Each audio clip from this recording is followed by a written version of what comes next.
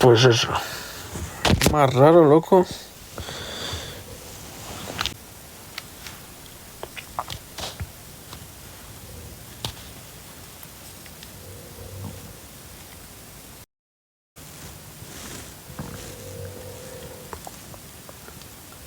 Yendo para la plaza de toros.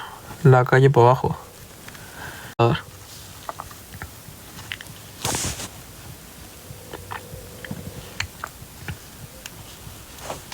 Está dormida aquí. Pero no se la ve.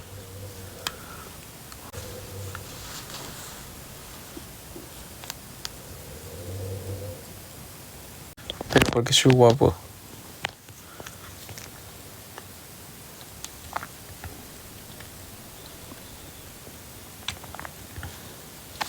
A veces no me aguanto yo a mí mismo, como para que en vez tenga que soportar a alguien. Es que yo, por ejemplo, tengo... En plan, por ejemplo, a ti te pego. Ya, pero...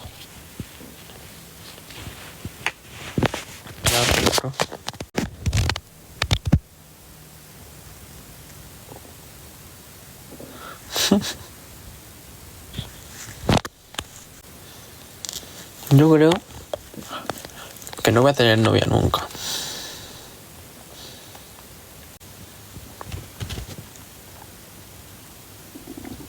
No, pero es que yo quiero una novia, hermano.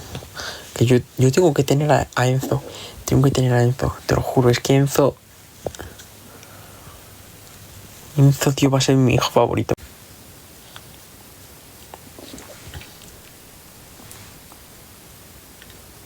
No, yo soy hetero.